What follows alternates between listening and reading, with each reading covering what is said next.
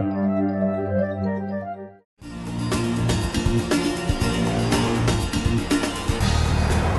Cadillac SRX is an upscale two-row SUV, aims to be luxurious, kind of sporty, but it has a whole bunch of competition from Audi, Mercedes-Benz, Infiniti. They're all aiming at the big-selling Lexus RX. Does this SRX have what it takes to stand out in a crowded field?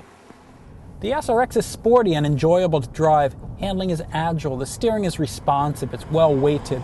Let's face it, this drives a whole lot better than a Lexus RX. Braking performance is also impressive with short stops. The ride is firm and well controlled. Now if you hit a stiff bump, it can send a tremor through the body, but most of the time it's really quite composed. It's a smooth sail on the highway. Inside, the SRX isn't quite as quiet as you'd expect from a luxury vehicle. The main source of that noise is the giant panoramic sunroof that's in our test car. It leaves quite a bit of wind noise in. At least road noise is well suppressed. Our all-wheel drive SRX has the base 3-liter direct-injected V6. This engine is smooth and it sounds pretty good, but it's something like bringing a knife to a gunfight. It has to rev a lot and work really hard to keep this SUV up to speed. Now because of that, fuel economy is not that great. The 6-speed automatic, it also works hard trying to keep that 3-liter V6 on boil, but sometimes it can be a bit slow to downshift, especially on highway inclines. There is an optional 2.8-liter turbocharged V6. That adds power and torque, but also costs a whole lot more money. We wish GM would just put their corporate 3.6-liter V6 in here. We also wish driver visibility was better out of the SRX. You sit somewhat ensconced inside of the car. There's a thick windshield pillar. The belt line rises to the back. That shrinks the size of the rear windows. The rear roof pillar's thick, so you get a big blind zone there. And the back window, it's on the small side. It all adds up to not such a great view out of the car. There is a backup camera in our car, but if the screen is down, you need to wait for the screen to go up before you can see what's behind you. Now this touch screen, it creates another complaint.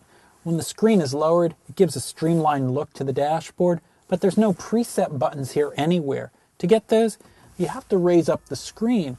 Even then you have this big screen, but the preset buttons are all crammed along the bottom. It sort of makes it hard to touch them. Also, the center stack, the buttons all look the same. A lot of buttons are crammed together. It makes picking the one you want at a glance somewhat difficult. One last complaint about the controls. This power lock button, it really should be on the doors, not in the center of the console. What we don't have any complaints about is the style of the interior. There's a lot of nice materials here. There's wood, there's chrome accents, there's stitching. It's all very well done. Another nice feature of the interior are these front seats. They're supportive, they're well bolstered, they hold you in place in the corners, but they don't feel confining. The driver's seat, it also has this extendable thigh support. As for the back seat, there's decent legroom here. The backrest, it also reclines, but there's not a lot of headroom, again because of the sunroof in our car. As for the cargo area, well, its ultimate volume is again compromised because of the sloping roofline. But like the rest of the car, it's really well finished back here. There's a nicely laid out cargo management system. You can slide these tie-down hooks around, and underneath the load floor is a really big bin.